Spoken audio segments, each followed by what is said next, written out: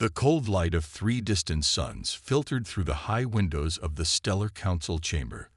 Lyra stood alone in the center of the circular room, her crystalline skin catching the light and sending small rainbows dancing across the stern faces of the council members. Unlike the perfectly still council members, small ripples of color moved beneath her skin, a visible sign of her emotional distress. Specimen 7429, designation Lyra. You have been found genetically defective, announced head counselor Vex, his voice flat and mechanical. Your emotional responses exceed acceptable parameters by 78%. Such deviation threatens the purity of our species. Lyra fought to keep her voice steady. I have served as a stellar cartographer for 20 cycles with distinction. My work has. Your work is not in question, interrupted another council member. Your biology is. Emotional contamination was bred out of our species 6 generations ago to achieve perfect logical clarity. You represent regression. The chamber, filled with 50 of the most powerful stellars, remained silent as the verdict was delivered. Not one face showed concern for her fate. Their crystalline bodies remained perfectly still, a stark contrast to the waves of blue and purple that rippled through Lyra's translucent form. You are stripped of citizenship and resource rights, declared Vex. You will be transported to Station 12, where numerous species coexist. What happens to you there is no longer our concern. Lyra felt a sensation the stellars had long ago abandoned. Fear. Station 12 was a trading hub at the edge of stellar space, where species from across the galaxy conducted business. No stellar had willingly visited such a place in generations. I request time to gather my research, Lyra said. Your possessions have been confiscated. Your research belongs to the collective, replied Vex. The transport leaves in 1 hour. This session is concluded. The council members rose as one and filed out of the chamber without looking at her. Only moments later, guards appeared at Lyra's side, their touch cold against her arm as they led her away. The transport ship was small and dirty compared to the clean precision of stellar vessels. Lyra sat alone in a corner, watching as the blue-green world that had been her home vanished into the blackness of space. The other passengers, a mix of traders and travelers from a dozen different worlds, kept their distance from her. Stellars rarely left their homeworld, and when they did not mingle with lesser species. For 3 days, Lyra barely moved from her spot.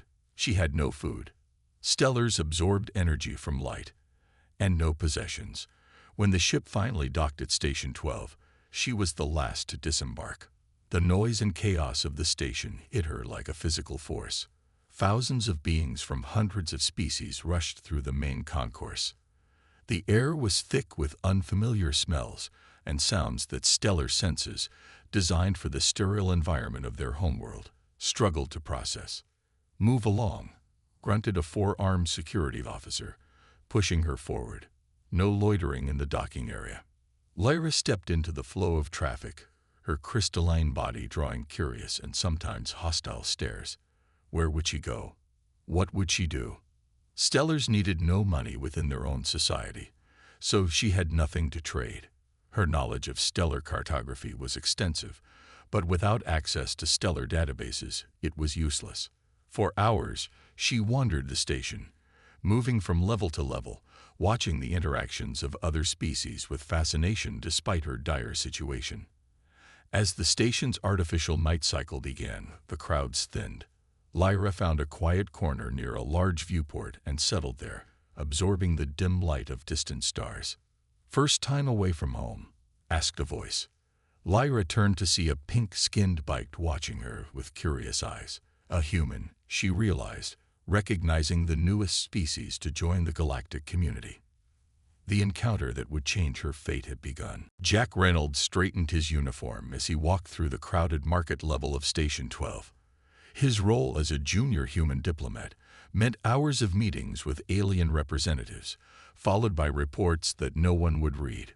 6 months into his first off-Earth assignment, and the wonder of space had given way to routine. Until today. A stellar, sir, his assistant had told him that morning. Station security says she's been wandering for 3 days without food or shelter. She won't speak to anyone, but keeps returning to the viewport near the human sector. Jack had studied the Stellars during his diplomatic training. The crystalline beings rarely left their homeworld, considering themselves above the messy business of galactic politics. They were logical, cold, and believed emotions were primitive. Why would one be alone on Station 12? He spotted her immediately. Unlike the colorful chaos of the station, she sat perfectly still, her translucent body catching the starlight. But as he approached, he noticed something unusual. Ripples of color moved beneath her crystal-like surface, shifting from deep blue to purple. Emotions visible through her skin. "Hello," Jack said, stopping a respectful distance away. "I'm Jack Reynolds, Human Diplomatic Corps. Can I help you?" The Stellar turned, her faceted eyes studying him. "Your species offers help without determining benefit first." "Interesting." "Sometimes," Jack smiled. "It's called kindness. Are you in trouble?" A wave of dark blue pulsed through her body. "I am Lyra. I have been removed from stellar society. I am defective." "Defective. I experience emotions. My people eliminated such weaknesses generations ago." She gestured to the colors moving beneath her skin. "As you can see, I cannot hide my flaws." Jack frowned. "Emotions aren't flaws where I come from." "Your species is young," Lyra replied. "Only 200 cycles in space. Stellars have existed for thousands. And yet here you are, talking to a primitive human," Jack said with a small smile. "Have you eaten?" "Do stellars eat?" "We absorb energy from light. Station lighting is insufficient."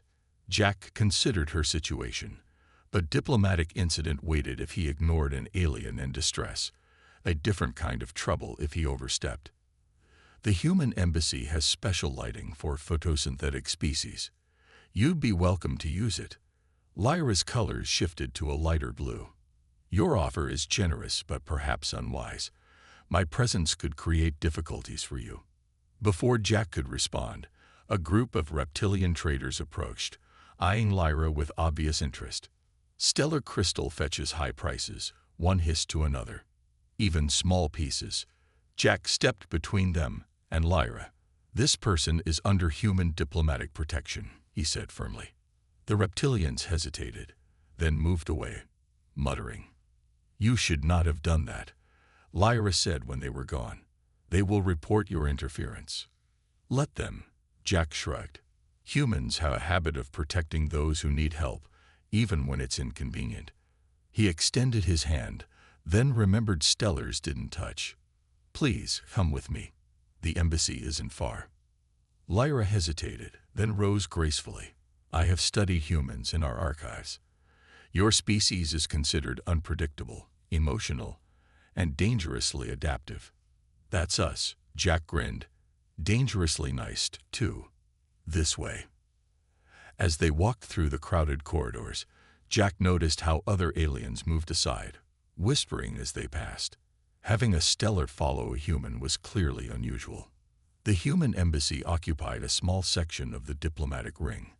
When they arrived, Jack's supervisor, Director Barnes, was waiting, her expression concerned. "Reynolds, what have you done now?" she asked, eyeing Lyra. "Offered sanctuary to someone who needs it," Jack replied. "Director Barnes, this is Lyra. She needs access to our solarium." Barnes sighed.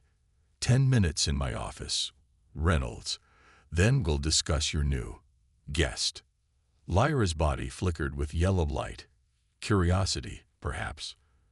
Your leaders question your decisions too." "All the time," Jack said with a smile. "Welcome to how the rest of us live." 2 weeks passed. Lyra spent most of her time in the embassy's solarium, her crystalline body absorbing the special full-spectrum lights. Jack visited daily, bringing information about station life and answering her questions about humans.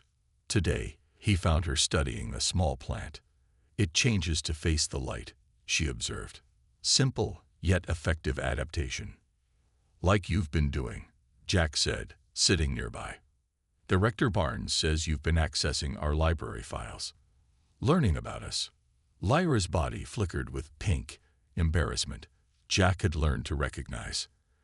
I have been researching all species on the station, she replied. Looking for options. Options.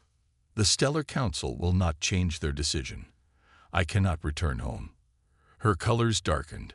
Without citizenship somewhere, I have no rights in most of the galaxy. Jack leaned forward. The embassy can protect you for now, but yes, eventually you'll need legal status somewhere. I have found a solution, Lyra said, her colors shifting rapidly. But it requires your help. She opened a small data pad and showed him a document. Jack read it, then blinked in surprise. This is a human marriage application, he said. Yes, I have studied your customs extensively. Lyra's colors swirled with nervous energy. Interspecies marriage grants citizenship rights under the Galactic Accord, Section 42.6. Jack stared at her. You want to marry someone to get citizenship. Not someone. You. Her voice was steady, but her body pulsed with anxious colors. You have shown kindness to me. Our continued association would not be unpleasant. Jack ran a hand through his hair. Lyra, marriage for humans it's not just a legal arrangement. It's about love, partnership, building a life together. I understand this, Lyra said. I have watched your entertainment programs. Despite the seriousness of the moment, Jack laughed. Our romantic comedies aren't exactly documentaries. Nevertheless, they show that humans value emotional connection. A soft glow emanated from her. I am capable of such connections. That is why I was rejected by my people. Jack stood and paced the room. This is unexpected. You find the idea distasteful. No, not distasteful, just. Jack struggled for words. Complicated. There would be consequences. For both of us. Before Lyra could respond, the embassy's alert system blared. Director Barnes rushed into the solarium. We've got a problem, she said. A stellar diplomatic vessel just docked. They're demanding the return of stolen property, specifically, you, Lyra. Lyra's body turned almost white with fear. I am not property. Not to us, Barnes agreed, but they're claiming you're carrying valuable stellar genetic material that belongs to them. Jack moved closer to Lyra. They can't just take her. She's a person, not a thing. Legally, it's gray, Barnes said. Without citizenship or refugee status, her protection is limited. They're meeting with Station Council now. How much time do we have? Jack asked. Hours, maybe less, Barnes replied. I'm sorry, Lyra. We're fighting this, but the Stellars have significant influence. After Barnes left, Jack turned to Lyra. Her colors had dimmed to almost nothing. Despair. They will take me back to be studied, she whispered. They will dissect me to find why I feel when others do not. Jack took a deep breath and picked up the data pad with the marriage application. If we do this, he said slowly, it wouldn't be a normal marriage. We barely know each other. A small spark of hope lit Lyra from within. In many human cultures, marriages of convenience later developed into true partnerships. You've really studied our history, haven't you? Jack smiled slightly. Thoroughly, Lyra replied. I learned quickly. Jack looked at the application again. His career, his future plans, all would change with one decision. The ceremony would need to be fast. And convincing, he said. Lyra's body glowed brighter than he had ever seen. Is that a yes? Jack nodded. Let's hope we don't both regret this. The marriage must be stopped, said Elder Mox, his crystalline form perfectly still as he addressed the 3 stellar agents in the private chamber aboard their ship. Specimen Lyra carries genetic markers we have sought for generations. Agent Trell, the leader of the retrieval team, nodded. We have infiltrated the station's systems. The human embassy has filed marriage documents. The ceremony is scheduled for tomorrow. Too soon, hissed Mox. We need more time to convince the station council. "There is another option," said Agent Kell, the youngest of the three. "We have discovered something interesting about Lyra's exile." A holographic display activated, showing records from the stellar homeworld. "Her case was unusual from the beginning," Kell continued.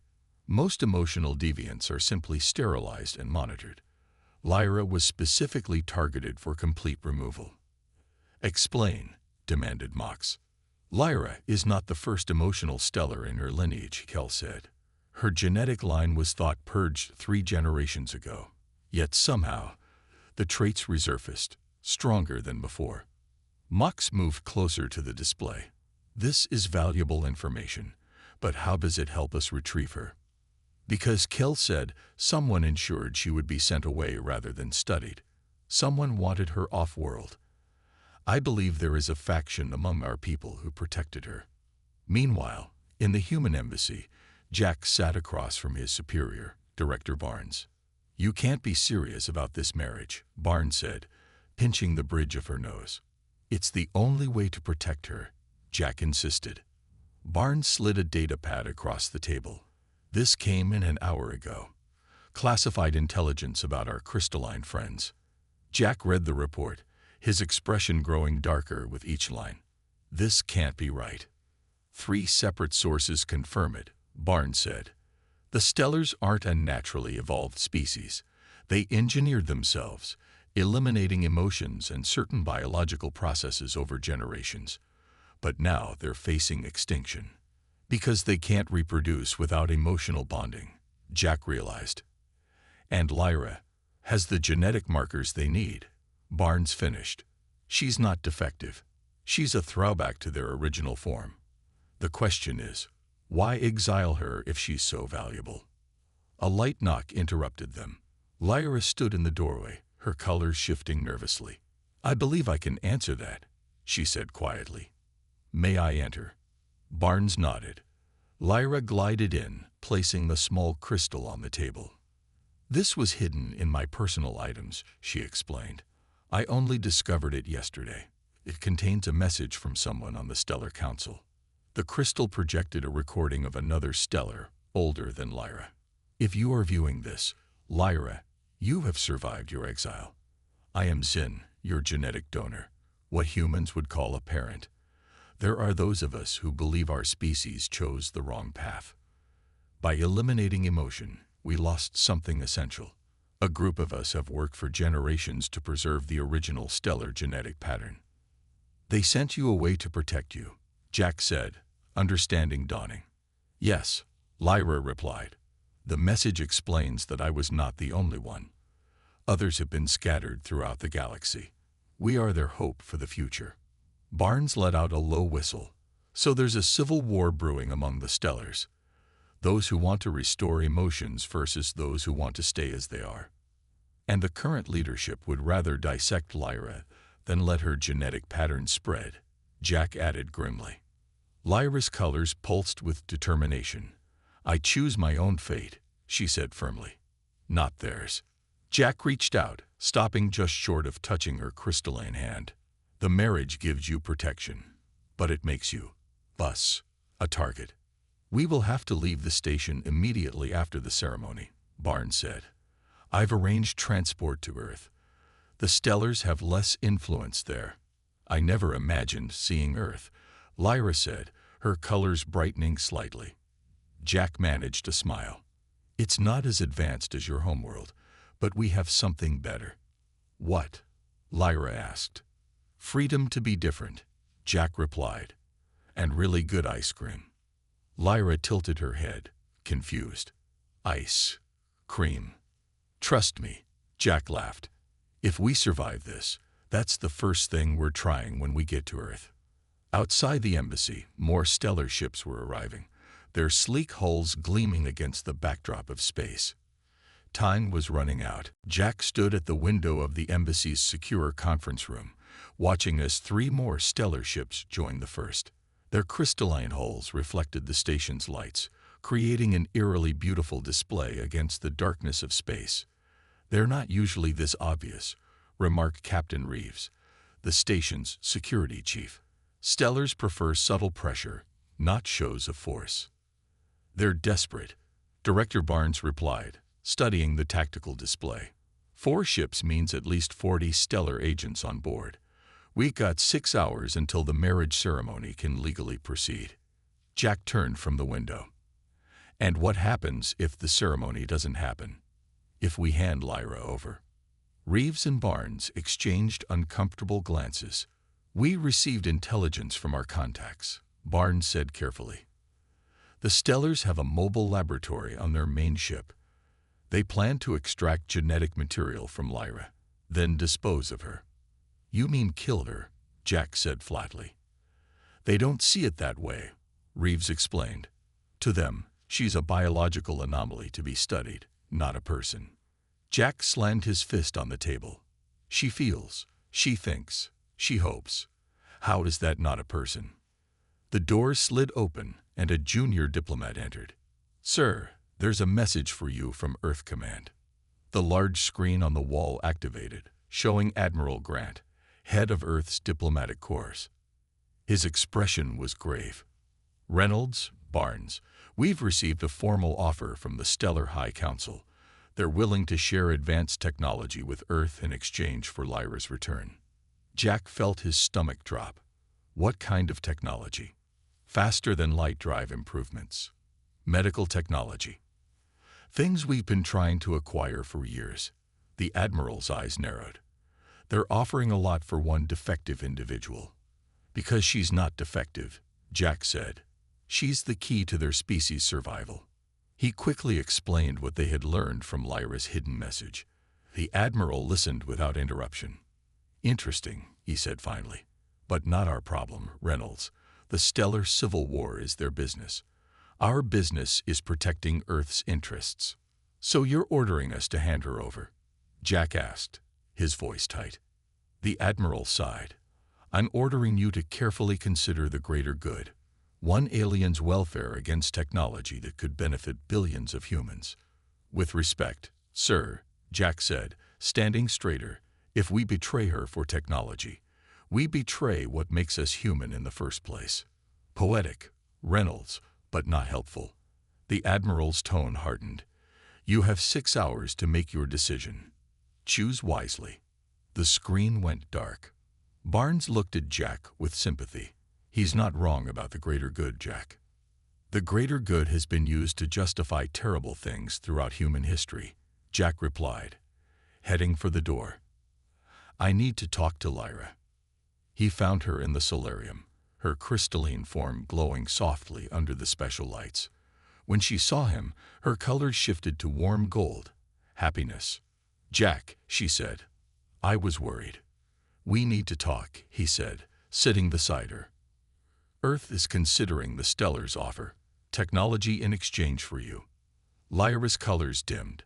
A logical exchange. My people value efficiency above all. It's not going to happen, Jack said firmly. You would refuse advancement for your entire species to protect one alien. Lyra asked, genuine confusion in her voice. It's not that simple, Jack struggled to explain. If we sacrifice individuals for gain, we lose something important, our humanity. Your emotions guide your ethics, Lyra observed. My people would call this a weakness. Is it weakness to stand by someone who needs help, to keep a promise? Jack asked. I don't think so. Lyra was quiet for a moment. Then, slowly, she extended her hand toward his, something Stellars never did. Jack carefully took her crystalline fingers in his. They were warm, vibrating slightly with the emotions flowing through her. If I stay with you, she said softly, you may lose your position, your future. Jack smiled. Maybe. Or maybe we'll find a different future, together. Lyra's body glowed brighter. I have made my decision, then. I choose to stay, if you will have me. Outside, the stellar ships moved closer to the station, their intentions clear. Time was running out. The small ceremony room in the human embassy was filled with an unusual mix of species. Despite the crisis, or perhaps because of it, representatives from several alien races had asked to attend. Jack suspected many were simply curious about a human marrying a stellar, something unheard of in the galactic community. Jack stood at the front of the room in his formal diplomatic uniform, trying to appear calm. Director Barnes had pulled strings to get an official from the Galactic Union to perform the ceremony, giving it maximum legal weight. "Nervous?" asked Tom, Jack's friend and fellow diplomat, who stood beside him. "Terrified," Jack admitted quietly. "Not about marrying her, but about what comes after. The Stellars aren't going to just accept this and leave." "Station security is on high alert," Tom reassured him. "And 3 trading guilds have offered ships to get you both to Earth after the ceremony. Why would they help us?" Tom grinned. "Turns out a lot of species aren't fans of the Stellars' superiority complex. Your bride has become a symbol of resistance to some." The door opened, and the room fell silent. Lyra entered, guided by a female human diplomat named Maya. Lyra wore a simple white dress, made of a special fabric that allowed her crystalline skin to shine through. Her body glowed with swirls of blue, gold, and pink, nervousness, happiness, and something deeper that Jack couldn't name. As Lyra approached, Jack noticed small crystal flowers woven into her form, a traditional stellar decoration he had never seen before. Maya found records of ancient stellar wedding customs, Lyra whispered as she reached him. "Before my people abandoned emotion." Jack smiled. "You look beautiful." The official, a tall blue-skinned being, raised his hands for silence. "We gather today to witness the union of 2 beings from different worlds, choosing to walk a shared path." The ceremony began, mixing human traditions with elements from stellar history. Jack and Lyra spoke promises to support and protect each other. When the time came to exchange rings, Lyra carefully placed a small crystal in Jack's palm. "A piece of myself," she explained. "It will always glow when I am near." As the official pronounced them married under galactic law, the embassy lights flickered and dimmed. An alarm sounded in the distance. "They're making their move," Barnes muttered, activating her communicator. "Status report. Stellar agents have breached the diplomatic level," came the reply. "They're heading for the embassy." The guests began to murmur in alarm. Jack took Lyra's hand. "We need to move. Now." Barnes gestured toward a side door. "The transport to Earth is ready. You'll need tow." The main doors burst open. 3 stellar agents stood there, their crystalline bodies hard and colorless. Behind them, a taller stellar in elaborate decorations, clearly a high-ranking official. "This ceremony is invalid," announced the leader. "The specimen belongs to the Stellar Collective." "She belongs to herself," Jack replied, stepping in front of Lyra. "And she is now a citizen of Earth by marriage." The lead stellar's voice was cold. "Your primitive laws do not concern us. Stand aside, human." To everyone's surprise, a draconian trade representative stepped forward. The reptilian being towered over the stellars, his scaled hide glistening. "The marriage is recognized by the Galactic Trade Guild," he hissed. "Interference will result in sanctions against all stellar interests." A Novan ambassador joined him, her 4 arms crossed. The Science Consortium recognizes this union as well. One by one, representatives from different species declared their support. The Stellars found themselves facing not just humans, but a united front of multiple races. The lead stellar seemed to calculate the odds, his perfect stillness betraying no emotion. "This matter is not concluded," he said finally. "The Stellar High Council will respond accordingly." As the Stellars withdrew, cheers erupted in the room. Jack turned to Lyra, whose body was pulsing with bright colors. "That was unexpected," he said, still holding her hand. "Perhaps not," Lyra replied. "My people's arrogance has made many enemies. Our union gave them a chance to stand against the Stellars without direct confrontation." Jack laughed. "So our wedding was actually interstellar politics." "Among other things," Lyra said, her color shifting to a deep rose color that Jack had never seen before. "We still need to leave," Barnes interrupted. That delay won't last long. Jack nodded, looking into Lyra's faceted eyes.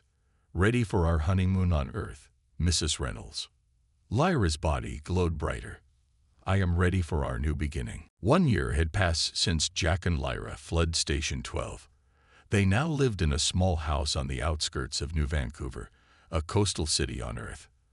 The home featured large windows to let in maximum sunlight for Lyra, and a garden filled with plants that reminded Jack of his childhood in the countryside. Lyra stood by the largest window, her crystalline body absorbing the morning light. Her colors shifted in patterns that Jack had learned to read like words: contentment, curiosity, and the deep rose color that she only showed around him. The message came through, Jack said, entering the room with a datapad. 3 more stellars have defected. They'll arrive next month. Lyra turned, her faceted eyes catching the light. How many does that make now? 17, Jack replied with a smile. Your people are starting to question the path they've chosen. Since their arrival on Earth, news of their story had spread throughout the galaxy. What began as a marriage of convenience to save one defective stellar had grown into something much larger, a movement for change. The Council still denies our existence, Lyra noted, gliding across the room to look at the datapad. They claim the emotional stellars are manufactured propaganda. Hard to deny what people can see with their own eyes, Jack said, pointing to a news feed showing images of a stellar child playing with human children, its body flashing with colorful emotions. The success of their sanctuary had surprised everyone. Initial fear of the stellars had given way to fascination as humans discovered that the emotional variants were capable of friendship, creativity, and even humor, qualities the perfect stellars had bred out of themselves. A chime sounded at the door. Jack opened it to find Ambassador Chen, Earth's representative to the Galactic Council. Jack, Lyra. Chen nodded in greeting. Sorry to drop in unannounced, but this couldn't wait. He handed them an official-looking document bearing the seal of the Galactic Council. It's done, Chen said, unable to keep the excitement from his voice. The Council has granted recognition to the Stellar Reformation Movement as a distinct political entity, separate from the Stellar High Council. Lyra's body flashed with bright gold, joy and disbelief. They recognized us. How is this possible? 3 major trading guilds threatened to cut ties with the stellar homeworld if they continued to hunt the reformers, Chen explained, and 15 species submitted testimony about positive interactions with emotional stellars. The evidence was overwhelming. Jack put his arm around Lyra's shoulders, something that would have been unthinkable a year ago, when she was still uncomfortable with physical contact. Now, as she leaned into his touch, her colors deepening. There's more, Chen continued. The Council has approved your petition to establish an official sanctuary here on Earth.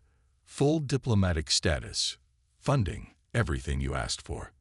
Jack and Lyra had been fighting for this for months, a safe haven where other outcasts could find refuge, not just stellars, but any beings rejected by their societies for being different. Your sanctuary will open next month, Chen said. The Council is calling it the New Beginning Project. Fitting, don't you think? After Chen left, Jack and Lyra stood in their garden, watching the sunset paint the sky in colors that reminded Lyra of her own emotions. When I begged you to marry me on that station, Lyra said softly, I only wanted safety. I never imagined this. Jack smiled. A home, a purpose, or having the stuffy Galactic Council actually do something progressive for once. All of it, Lyra replied, her body glowing with the deep rose color that Jack now knew meant love. When I was exiled, I thought my life was over. Instead, it was just beginning. Our story spread farther than we could have imagined, Jack agreed. It gave others hope. In the distance, lights from the city began to twinkle as darkness fell. Soon, their home would be filled with visitors from across the galaxy, beings who were different, rejected, or simply seeking a place where diversity was celebrated rather than feared. The Stellars thought emotions were a weakness, Lyra said, watching as the first stars appeared. But they were wrong. Emotions are what connected us, not just to each other, but to an entire movement. Jack took her hand, feeling the warm pulse of her emotions through her crystalline skin. "To new beginnings," he said. Lyra's body glowed like a star. "To new beginnings."